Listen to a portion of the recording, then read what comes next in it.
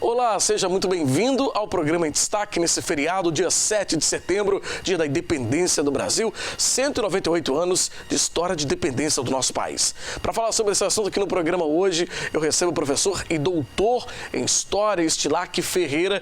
Vamos contar um pouco dessa história, da independência e também a ressonância os efeitos, reflexos dessa história para os dias atuais. O programa em destaque já está no ar.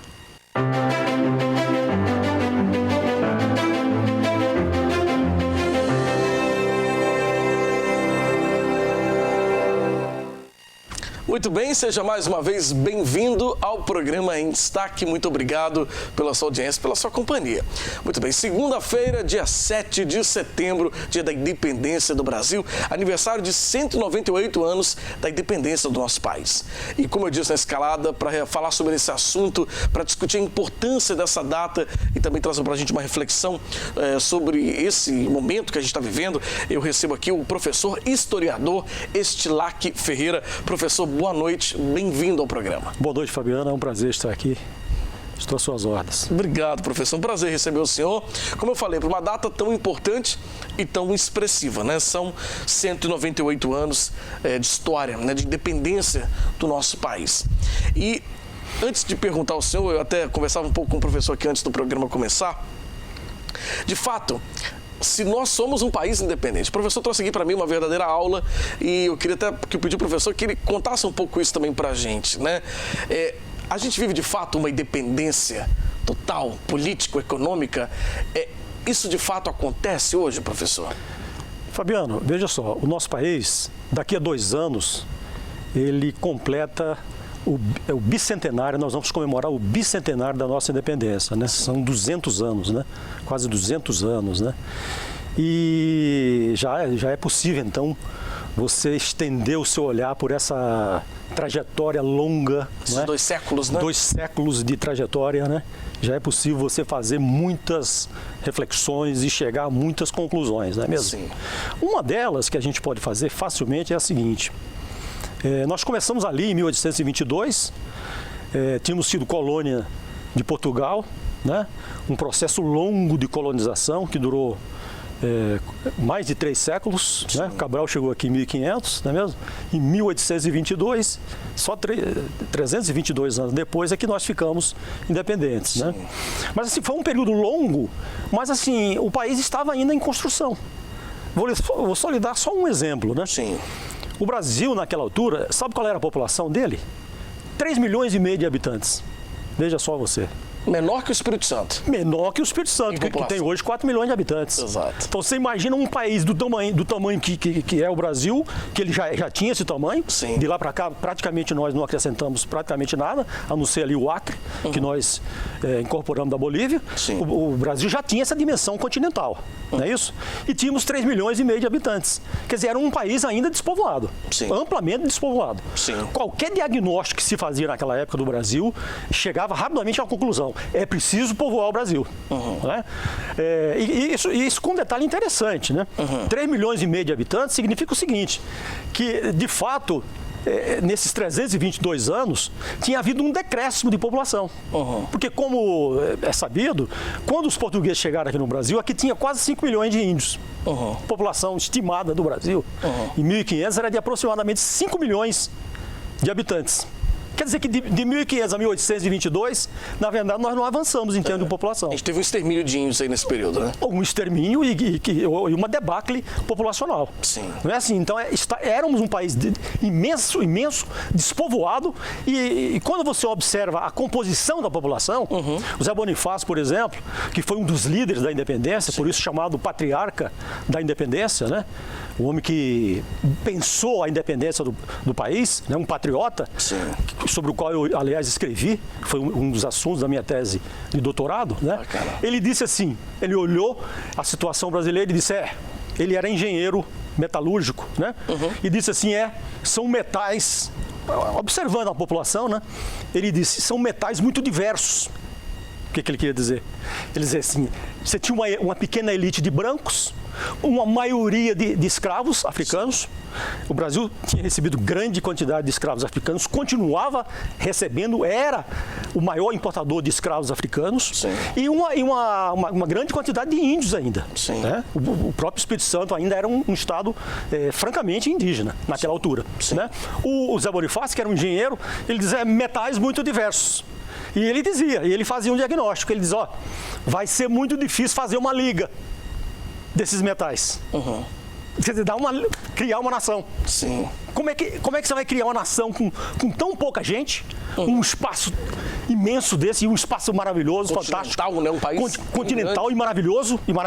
Sim. Porque... cheio de belezas naturais, cheio de riquezas, né, Bruno? É impossível você não se extasiar com a nossa natureza. É verdade. Não é mesmo? Sim. Olhando ela de qualquer ponto de vista. Eu via ontem uma série ali sobre o Pantanal Mato Grossense, que eu infelizmente não conheço até hoje, rapaz. Veja só, um brasileiro como eu, que não conhece o Pantanal, é um prejuízo inqualificável, né? Verdade. E diz que está lá sendo queimado, está sendo destruído, não é mesmo? Mas uma coisa maravilhosa aquele Pantanal. E assim é o nosso país inteiro. A floresta amazônica, essa Mata Atlântica que tínhamos aqui. Nosso litoral, né? Nosso litoral, não é assim? É um país fantástico. É fantástico. Tanto que assim, ele dizendo assim que uma das ideologias mais fortes no Brasil é essa visão geográfica do Brasil. Sim. Esse otimismo nosso vem muito dessa geografia do Brasil. Sim. Nós somos um povo encantado e maravilhado com a nossa geografia. Sim. Muito menos com a nossa história, eu digo até. Nós somos mais encantados com a nossa geografia do que com a nossa história. Isso é o nosso problema. É um problema nosso, inclusive. Sim. Né? Pois bem, aí o Zé Bonifácio dizia, como que nós vamos criar uma liga com esses metais tão diversos? Estava ali colocado o problema para o José Bonifácio, né? Sim. De como você criar uma unidade nacional. E assim ficamos independentes e logo ficou à vista esse grande problema do país. E o grande problema de como construir uma unidade política. Como manter essa unidade política. Porque com portugueses, índios e os escravos. E escravos africanos. Ou seja, você tinha três povos diversos. Totalmente diferentes. Antagônicos. Porque tinha havido todas aquelas atrocidades, não é isso? E aí, assim, olha o desafio que estava colocado para o Brasil. A gente tem a tendência sempre de comparar os países, né? E de fazer equiparações de países e dizer assim, por exemplo, é muito comum no Brasil, na nossa história, nos compararmos com os americanos, com os Estados Unidos. Sim. E logo nas comparações a gente sai sempre perdendo, né? Sim. Olha, os Estados Unidos são a maior potência do mundo. Eu não gosto muito dessas comparações, sabia? Porque eu digo assim, cada país... como cada indivíduo tem uma problemática. Sim. Cada país tem a sua realidade. Tem a sua realidade. E eu digo, a nossa realidade foi muito diferente da dos americanos. Olha o caso dos americanos. Eles receberam no século XIX uma quantidade infinita de imigrantes. 40, 50 milhões de imigrantes. E com essa população, eles povoaram aquele país rapidamente. Sim. Você sabe quantos imigrantes vieram para o Brasil? Ao todo? 5 milhões. Bem menos. Não. Por que eles vieram bem menos para o Brasil? Porque iam para lá. Então, assim, nós tivemos dificuldade imensa para povoar o Brasil. Não foi fácil. Povoar o Brasil. Quando nós, em 22, nós tínhamos 3 milhões e meio. Mas em 89, quando proclamamos a República, o Brasil não tinha 15 milhões. Por que você acha que teve essa dificuldade para povoar o Brasil? Por causa disso mesmo. Houve um genocídio, você tinha, né? Sim. Tinha havido uma debacle populacional, quando chegou no início da era independente. Sim. Não é assim, a gente estava trazendo ainda muito africano, e vinha muito africano para cá. Não é assim, era uma população que se reproduzia, mas não se reproduzia com a mesma intensidade, porque normalmente só vinha homens, a maioria eram homens, não é assim? E assim, quando nós enveredamos nesse processo de importação de europeus, de imigração europeia, tinha concorrentes poderosos, que era o caso dos Estados Unidos. Sim. Principalmente dos Estados Unidos. Os imigrantes davam preferência aos Estados Unidos por questões climáticas, por questão de proximidade cultural, entendeu? Outro concorrente que nós tínhamos aqui na América do Sul, que foi a Argentina, que recebeu muito mais imigrantes do que nós. Não é assim? Então, assim, nós tínhamos um problema sério no século XIX, que era o de povoar o país. Olha o caso do Espírito Santo. O Brasil tinha 3 milhões e meio de habitantes. Sabe quantos tinha o Espírito Santo? Quanto? 30 mil. 30 mil pessoas só. Veja só, o Espírito Santo já tinha essa dimensão, era um estado pequeno, sim, mas ele era imensamente despovoado. 30 mil habitantes é a metade da população hoje de Jardim Camburi. Mas nessa época ainda funcionando muito com Barreira Verde também, de Minas Gerais, né? Sim, então, o estado era amplamente selvagem ainda. Selvagem, né? Era uma selva... Era aquela mata de proteção mesmo. Uns pequenos redutos indígenas e amplamente despovoado. Sim. Você vê, então, você imagina o Espírito Santo com 30 mil habitantes, a metade da população de Camburi? É muito pouco. Quer dizer, aqui o José Bonifácio dizia, é difícil dar liga isso daqui. E aqui no Espírito Santo nós tínhamos esse problema mais grave ainda, não dá liga porque não tem gente. Sim. Se não tem gente, não tem futebol para jogar. Você tem a bola, mas não tem os jogadores. Sim. Você está me entendendo? Então, assim, um problema que aqui no Espírito Santo foi detectado desde o início foi esse. Precisamos trazer gente para cá. Tanto que você vê, aqui nós tivemos um governador muito, assim, ativo, chamado Rubim, Francisco Alberto Rubim. Ele já chegou aqui em 1812, 13, ele trouxe 50 casais de açorianos, que começou o povoamento ali de Viana. Ele começou aquela povoação de Viana ali. E só em 1847 é que finalmente nós conseguimos colocar aqueles primeiros casais de alemães lá em Domingos Martins. Sim. Essa colonização alemã, né? Sim. A italiana já tinha começado um pouco antes? Não, ela começou depois, Ela foi depois ainda? Ela foi depois ainda, foi em 1847 que começou a alemã lá de Domingos Martins, e só ali por volta de 1875 é que realmente começou a chegada de italianos. Entendi. E que foi rapidamente interrompida também. A de italianos terminou ali por volta de 1895, 96. Sim. Por causa de uma série de episódios aí que aconteceram e tal. Então, assim, interrompeu-se rápido. No todo, vieram para o Espírito Santo cerca de 50 mil imigrantes. E como é que foi aqui? Aqui, então, esses 50 mil que chegaram aqui, eles, por sorte, eles criaram aqui uma dinâmica populacional muito positiva. Sabe como é que é, né? Os imigrantes chegavam aqui, formavam famílias, iam lá para aquele interior, se isolavam por lá, não tinha televisão, né? Ia fazendo aquele monte de filho. De monte de filho, famílias numerosas, né? Assim, aí os filhos iam crescendo, eles iam expandindo para frente, iam ocupando novos sitinhos, iam ocupando aquelas selvas, não sei o quê. E o Espírito Santo, então, é assim que ele acabou se povoando. Atraiu também muita gente de fora, cariocas, mineiros, paulistas, baianos, nordestinos, alagoanos, sergipanos e tudo mais. Então, assim, foi isso que fez o Espírito Santo chegar nessa situação de hoje, né? Pois é, olha, é muito interessante quando a gente relembra a história, né? E hoje, aqui no programa, a gente recebe professor, doutor, né? Estilac Ferreira, historiador, que está relembrando para a gente um pouco da história da independência mesmo do país. Como foi esse processo, até mesmo ele comentou agora nesse primeiro bloco, como foi o processo de povoação mesmo do Estado e do país nesse processo, né? Nesses quase 200 anos de independência. Já que naquele momento a nossa população era muito pequena ainda, né, professor? Sim. Era muito pequena. Quer dizer, tínhamos problema grave na questão da estruturação mesmo da população, tínhamos problema político seríssimo, que era a questão de como construir uma unidade política. Porque Portugal manteve a colônia unida e, assim, após a independência, se colocava o problema. Como que essas partes vão ficar juntas? Sim. Porque olha o que aconteceu na América Espanhola. Ela se quebrou. Sim, não deu certo. A colônia espanhola se quebrou em dezenas de países, de pequenos países, que a maioria se inviabilizaram em grande parte naquele século XIX, porque eles entraram num sistema de desordem política, de lutas políticas desenfreadas, militarizadas, né? Assim, quase que se inviabilizaram esses países, todos, né? Se atrasaram, não é assim? E o Brasil conseguiu evitar isso. Foi um grande feito do Brasil no século XIX, a construção de uma ordem política. A monarquia, porque, como você sabe, não é? A nossa independência foi feita, mas o homem que tutelou a independência, que foi o Dom Pedro I, ele era o herdeiro do trono português. Sim. E isso, quer dizer, permitiu que a monarquia sobrevivesse aqui. Sim, ainda ficaram um tempo aqui, né? Ficou até 89. Até 89. E essa sobrevivência da monarquia, de certa maneira, colaborou para a garantia da unidade do país. Sim. Foi um grande feito isto, de permanecemos unidos. Além de unidos, quer dizer, construiu-se uma ordem política razoável.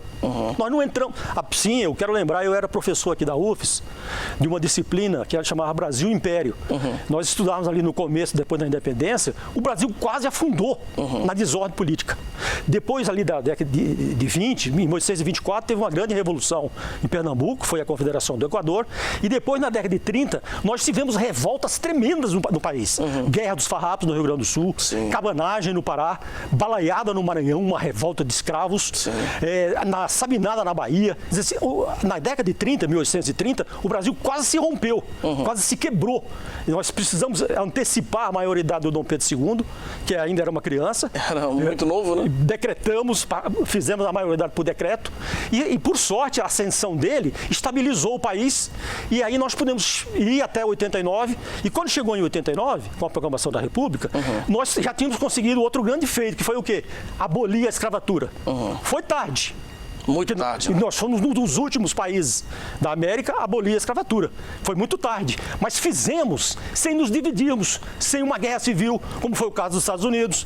Não é? Quer dizer, fizemos sem resolver, sem encaminhar o problema dos negros. E também se discute muito até que ponto também que foi feito, que valeu tanto essa fim da escravidão, né, professor? Porque, de fato, sim, foi uma lei, a Lei Áurea existiu, mas os negros não tinham condições nenhuma de sobrevivência e nem de se subsistir, porque não tinham renda, não tinham nada. Mas vamos falar sobre isso no próximo bloco, professor? Vamos. A gente vai para um rápido intervalo. Hoje, programa especial do dia 7 de setembro, dia da independência do Brasil. A gente recebe aqui no programa o professor Estilac Ferreira. O programa em destaque volta já.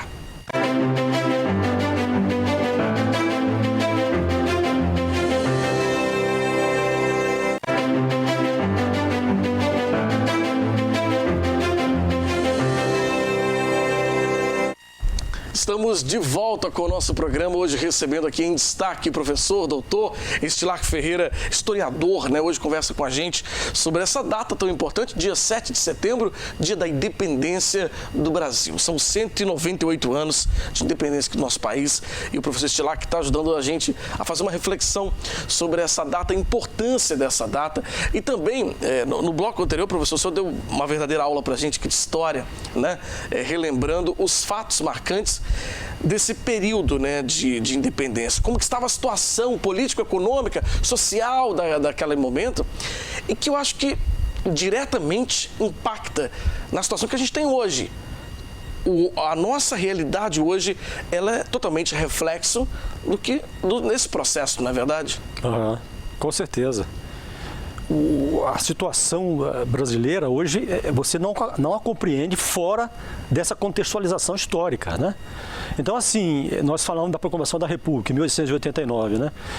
Veio a República, o país envereda por um novo regime político, agora já não tínhamos mais o rei, não é? Veio aquela incerteza, né? Será que nós vamos garantir, por exemplo, a unidade? Será que o país... Eu lembro que no final do século XIX, o mundo estava passando, como hoje, por transformações econômicas extraordinárias, né? A segunda metade do século XIX é a época da ciência, é a época das ferrovias, é a época do telégrafo, é a época da energia elétrica, né? Imagina que transformações extraordinárias estavam acontecendo no mundo, né? Você não compreende o mundo de hoje sem essas transformações que se iniciaram ali. E a grande questão que se colocava: o Brasil vai acompanhar esse passo? O Brasil vai andar junto com o mundo ou ele vai continuar sendo uma roça? Não é isso? É assim, esse é o grande mérito da República. Muita gente tem uma visão depreciativa sobre a República, eu não tenho. Eu continuo achando que o primeiro período republicano, ele trouxe contribuições significativas, tanto no plano econômico quanto no plano político, inclusive, né? Por exemplo, no plano econômico, a República encheu o Brasil de ferrovias. Quando nós falamos aqui do Espírito Santo, aqui o Espírito Santo, ele teve o primeiro grande líder do Espírito Santo, foi o Muniz Freire. Eu estou aqui na minha mão com duas obras que eu escrevi sobre ele, né? Bacana. Um desses livros é a biografia dele, da coleção Grandes Nomes, Memória do Desenvolvimento do Espírito Santo. Bacana. José de Melo Carvalho Muniz Freire, né? O Muniz Freire, ele foi o homem que visualizou com grande senso de patriotismo e de modernidade a ideia de que o Espírito Santo precisava se ligar no movimento internacional, de desenvolvimento internacional. E ele entendia o seguinte, que era preciso ligar o Espírito Santo a Minas Gerais. que o Espírito Santo tinha que ser o escoadouro das riquezas de Minas Gerais. Que o Espírito Santo precisava construir ferrovias. E foi ele que tomou a iniciativa de construir as duas ferrovias que viabilizaram esse sonho. A Vitória Minas? A Vitória Minas e a Vitória Cachoeiro, Rio de Janeiro. A antiga Leopoldina. Sim. Foi ele, Muniz Freire, que construiu e que fez essas duas iniciativas. Muita visão já nesse Muita momento. visão. A visão dele foi extraordinária. Sim. Eu tenho uma admiração, eu sou suspeitíssimo para falar dele, né? Mas assim, o Muniz Freire, ele ainda imaginou, temos que trazer imigrante. Desses 50 mil imigrantes que o Espírito Santo recebeu, ele governou o Espírito Santo de 1892 a 1896 e depois de 1900 a 1904. Foram 8 anos de governo dele. Né? Nesse primeiro período, de 1892 a 1896, ele, por iniciativa dele, ele trouxe 15 mil imigrantes. Nossa. Quer dizer que 1/3 dos 50 mil que deram origem ao Espírito Santo moderno foram por ele, bancado pelo Estado. Olha a visão que ele tinha. Muita visão. Ele tinha uma visão estratégica extraordinária, que ele entendia que, por exemplo, o Espírito Santo precisava ter uma grande capital. Que ele não se viabilizaria como um Estado se ele não tivesse uma grande capital. Porque não era possível. Ele entendia que se, por exemplo, ali o pessoal de Cachoeiro continuasse mantendo um comércio exclusivo com o Rio de Janeiro, só ligado no Rio de Janeiro, São Mateus ali com a Bahia, se o Espírito Santo não tivesse uma grande capital, uma grande cidade, ele não se viabilizaria. E nós estamos aqui na cidade que ele viabilizou. Ele, inclusive, foi ele que imaginou a transferência da cidade, a expansão da cidade para esse que ele chamou aqui o Novo Arrabalde. Contratou aquele engenheiro Saturnino de Brito para fazer um planejamento aqui dessa região onde nós estamos aqui, Praia do Suá, Praia do Canto. Né? Ele imaginou isto, não é? Ele investiu pesado na educação, na construção de escolas, na construção da identidade capixaba, quer dizer, um homem de visão. O Espírito Santo teve muita sorte na República, por ter entrado na República sob a liderança de um homem como Muniz Freire, de figuras como Afonso Cláudio, não é? Que era outro grande intelectual, também governou o Espírito Santo. Depois, mais para frente, ele teve o Jerônimo Monteiro, Florentino Avidos, todos homens de visão, homens modernizadores, que tiveram uma visão patriótica e ajudaram muito a construir o Espírito Santo e a colocá-lo nessa direção. Eu, no primeiro programa, eu ouvia você falar aqui do Espírito Santo como uma terra abençoada, mas você precisa tirar o chapéu para esses caras, porque foram eles que imaginaram lá atrás a possibilidade e a necessidade de você construir esse Espírito Santo. Sim. Pois então, o Muniz Freire, eu tenho uma grande admiração por esse papel que ele teve aqui na história do Espírito Santo, mas ele também foi um sujeito político muito atuante no plano nacional.